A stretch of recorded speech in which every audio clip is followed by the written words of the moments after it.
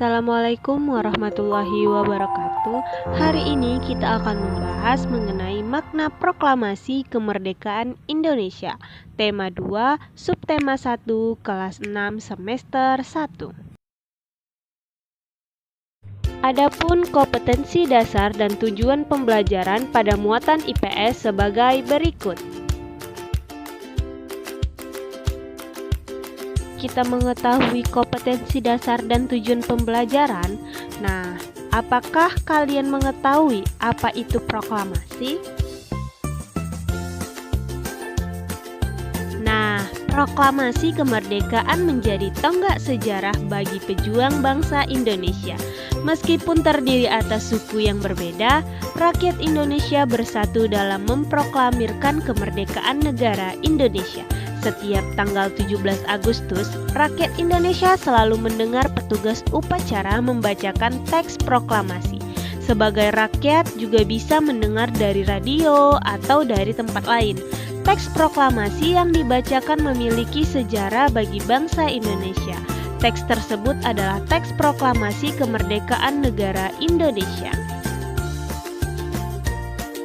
Pun peristiwa sekitar proklamasi. Yang pertama, pada tanggal 6 Agustus 1945, kota Hiroshima, Jepang dijatuhi bom atom pertama kali oleh Amerika Serikat. Yang kedua, pada tanggal 7 Agustus 1945, BPUPKI diganti dengan Panitia Persiapan Kemerdekaan Indonesia atau PPKI. Karena tugasnya dianggap selesai, Bapak Insinyur Soekarno diangkat sebagai ketua dan sebagai wakil ketuanya ialah Bapak Muhammad Hatta. Pada tanggal 9 Agustus 1945, kota Nagasaki, Jepang dijatuhi bom atom kedua oleh Amerika Serikat. Tanggal 12 Agustus 1945, tiga tokoh penggerak nasional yaitu Bapak Rajiman Widyodiningrat, Bapak Soekarno, Bapak Muhammad Hatta memenuhi undangan dari Jenderal Terauchi di Dalat, Vietnam. Jenderal Terauchi merupakan panglima tentara Jepang di Asia Tenggara. Dalam pertemuan itu, Jenderal Terauchi menegaskan pemerintahan Jepang telah memutuskan untuk memberikan kemerdekaan kepada Indonesia. Yang kelima, pada tanggal 14 Agustus 1945, Jepang menyerah tanpa syarat ke sekutu dan terjadi kekosongan kekuasaan di Indonesia. Pada tanggal 14 Agustus 1945, Soekarno, Muhammad Hatta, dan Rajiman pulang ke tanah air dari Dalat, Vietnam. Begitu tiba di tanah air, Soekarno, Muhammad Hatta disambut oleh para pejuang. Sultan Syahrir meminta Soekarno dan Muhammad Hatta segera memproklamasikan kemerdekaan Indonesia. Soekarno dan Muhammad Hatta ingin merundingkan masalah proklamasi kemerdekaan dalam sidang Panitia Persiapan Kemerdekaan Indonesia terlebih dahulu. Namun para pemuda tidak sabar menantikan PPKI bersidang dan tetap bersikeras memproklamasikan kemerdekaan Indonesia secepatnya. Yang ketujuh, pada tanggal 16 Agustus 1945 dini hari, Soekarno, Muhammad Hatta diculik oleh golongan muda ke Rengas Dengklok, Karawang dan dipaksa segera memproklamasikan kemerdekaan Indonesia melalui radio. Kedelapan, pada tanggal 16 Agustus sore hari, Soekarno, Muhammad Hatta kembali ke Jakarta. Malam harinya, Soekarno, Hatta mengumpulkan para anggota PPKI dan para pemimpin pemuda. Mereka bermusyawarah untuk mewujudkan proklamasi kemerdekaan. Ahmad Subarjo memilih rumah Laksmananya Muda Media di Jalan Imam Bonjol nomor 1 Jakarta sebagai tempat musyawarah. Ia adalah sahabat yang menjabat kepala perwakilan Angkatan Laut Jepang.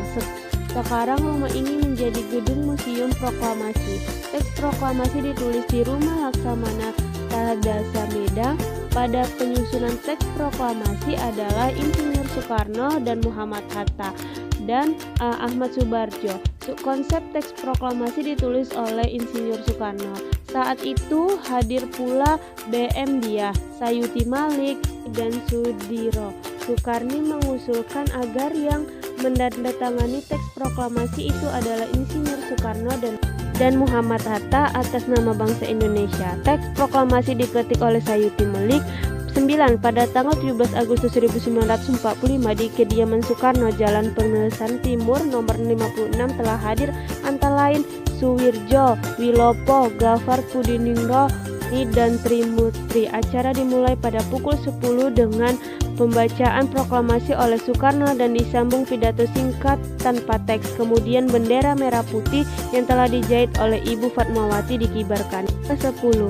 Pada tanggal 18 Agustus 1945, PPKI mengesahkan Undang-Undang 1945 sebagai dasar negara Indonesia. Itulah peristiwa sekitar proklamasi.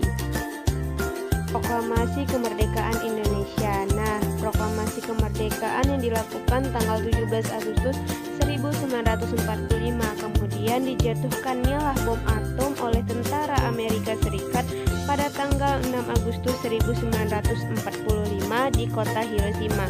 Kemudian pada tanggal 9 Agustus 1945 di kota Nagasaki, Jepang akhirnya menyerah kepada tentara sekutu.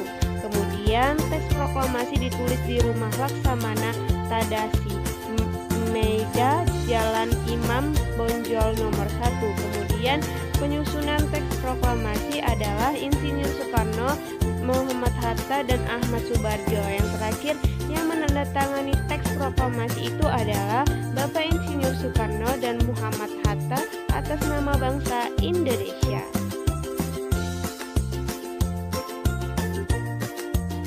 Dari proklamasi kemerdekaan Indonesia. Nah, teks proklamasi diketik oleh Sayuti Malik pukul 10 dengan pembacaan proklamasi oleh Soekarno dan disambung pidato singkat tanpa teks. Kemudian 17 Agustus 1945 di kediaman Soekarno, Jalan Pengesahan Timur nomor 56 telah hadir antara lain Suwirjo, Wilopo, Gaftar, Pridikto, Sibrani, dan Trimurti. Kemudian bendera merah putih yang telah dijahit oleh Ibu Fatmawati dan dikibarkan.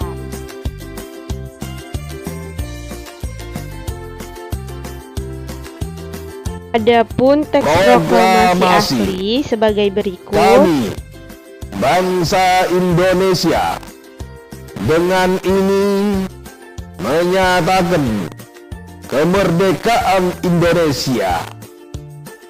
Hal-hal yang mengenai pemindahan kekuasaan dan lain-lain diselenggarakan teks proklamasi yang dengan cara saksama berikut dan dalam tempo yang sesingkat-singkatnya. Jakarta, 17 Agustus 1945. Atas nama bangsa Indonesia, Soekarno Hatta. Kemudian mengalami perubahan karena dianggap tidak sesuai dan tidak cocok dengan tatanan bahasa Indonesia yang baik dan benar zaman itu, sehingga ada beberapa teks yang mengalami perubahan. Perubahan tersebut dapat kita lihat pada teks yang ada di atas. Berikut peran tokoh dalam proklamasi kemerdekaan Indonesia. Pertama yaitu Insinyur Soekarno. Insinyur Soekarno merupakan salah satu orang yang berdasar dalam mendirikan negara Republik Indonesia sebagai negara berdaulat. Bung Karno lahir di Blitar, Jawa Timur 6 Juni 1901 dan meninggal di Jakarta 21 Juni 1970. Bung Karno menyusun konsep teks proklamasi di rumah Laksamana bersama Bung Hatta dan Ahmad Subarjo. Ia kemudian menandatangani teks proklamasi atas nama bangsa Indonesia bersama Bung Hatta. Bung Karno membacakan teks proklamasi kemerdekaan Indonesia di kediamannya di Jalan Pengesahan Timur nomor 56, Jakarta. Selanjutnya, yang kedua, Muhammad Hatta. Muhammad Hatta atau Bung Hatta lahir di Bukit Tinggi, Sumatera Barat 12 Agustus 1902. Beliau wafat di Jakarta 14 Maret 1980 pada usia 77 tahun. Bung Hatta menyusun konsep teks proklamasi bersama Bung Karno dan Ahmad Subarjo. Ia ikut menandatangani teks proklamasi atas nama bangsa Indonesia bersama Bung Karno. Muhammad Hatta adalah wakil presiden pertama Indonesia. Selain itu, beliau adalah Bapak Koperasi Indonesia. Yang ketiga yaitu Sultan Syahrir. Ia adalah tokoh proklamasi yang pertama mendengar kabar bahwa Jepang menyerah tanpa syarat kepada sekutu. Setelah pengoboman di Hiroshima dan Nagasaki, setelah mendengar berita itu, Syahrir langsung menyampaikan kepada Hatta. Namun saat itu respon Hatta kurang menyenangkan. Akhirnya Syahrir membawanya ke Rengas Dengklok, Karawang. Di sana Syahrir mengajak Soekarno dan Hatta untuk menyusun naskah proklamasi Indonesia. Keempat yaitu Ahmad Soebardjo, Djodjo Disertjo. Nah, Ahmad Soebardjo merupakan salah satu tokoh dari golongan tua yang berperan dalam mempersiapkan proklamasi kemerdekaan Indonesia. Ahmad Soebardjo ikut menyusun konsep teks proklamasi di Laksamana Tasdi Madea bersama Bung Karno dan Bung Hatta. 5. Soekarni. Soekarni lahir di Blitar, Jawa Timur 14 Juli 1916. Beliau wafat di Jakarta 7 Mei 1971 pada usia 54 tahun. Nama lengkapnya adalah Soekarni Katodiwirjo. Soekarni adalah salah satu seorang tokoh pemuda yang berjuang gigih melawan penjajahan. Soekarni mengusulkan agar yang menandatangani teks proklamasi adalah Bung Karno dan Bung Hatta atas nama bangsa Indonesia. Keenam, Fatmawati. Fatmawati yang bernama asli Fatimah lahir di Bengkulu pada tahun 1923 dan meninggal dunia di Jakarta pada tahun 1980. Beliau dimakamkan di Tanah Makam Pahlawan di Kalibata, Jakarta. Fatmawati menjahit bendera pusaka Sang Saka Merah Putih yang dikibarkan pada upacara proklamasi kemerdekaan Indonesia di Jalan Pengesaan Timur nomor 56 Jakarta. Yang ketujuh, Sayuti Melik. Sayuti Melik adalah tokoh yang mengetik naskah teks proklamasi kemerdekaan. Ia lahir dengan nama asli Muhammad Ibnu Sayuto, lahir pada 22 November 1908 di Yogyakarta. Sayuti Melik adalah tokoh pemuda yang juga sangat berperan dalam proklamasi kemerdekaan Indonesia. Sayuti Melik mengetik teks naskah proklamasi setelah ia sempurnakan dari tulisan tangan Bung Karno. Kita mengetahui tokoh-tokoh dalam proklamasi Indonesia. Nah, selanjutnya kita akan memasuki makna proklamasi kemerdekaan bagi bangsa Indonesia. Nah, yang pertama itu sebagai puncak perjuangan bangsa Indonesia. Yang kedua, lahirnya NKRI. Yang ketiga, pengakuan dari luar dunia. Kemudian ada juga menaikkan martabat bangsa, kemudian perjuangan sebagai negara baru, kemudian tonggak sejarah negara Indonesia, dan yang terakhir bentuk kedaulatan Indonesia. Nah, setelah kita mengetahui makna proklamasi, nah sekarang yaitu penerapan makna proklamasi kemerdekaan Indonesia dalam kehidupan sehari-hari. Yang pertama itu ada di lingkungan rumah, kemudian di lingkungan sekolah, dan terakhir di lingkungan masyarakat. Adapun contoh di lingkungan rumah, yang pertama saling menghormati dan menghargai antar anggota keluarga. Yang kedua, bangga memakai barang buatan dalam negeri. Yang ketiga, mengerjakan kegiatan bersama-sama anggota keluarga. Yang keempat, mengembangkan kegiatan hidup rukun dalam keluarga. Dan yang terakhir, rajin membantu orang tua. Kemudian di lingkungan sekolah, yang pertama mengisi kemerdekaan dengan giat belajar, kedua mengikuti upacara bendera dengan tertib dan hikmat, yang ketiga mengamalkan Undang-Undang 1945 untuk mengenang perjuangan para tokoh dalam merumuskan Undang-Undang Dasar, keempat mengikuti kegiatan pramuka di sekolah, yang kelima toleransi dengan teman yang berbeda suku dan agamanya.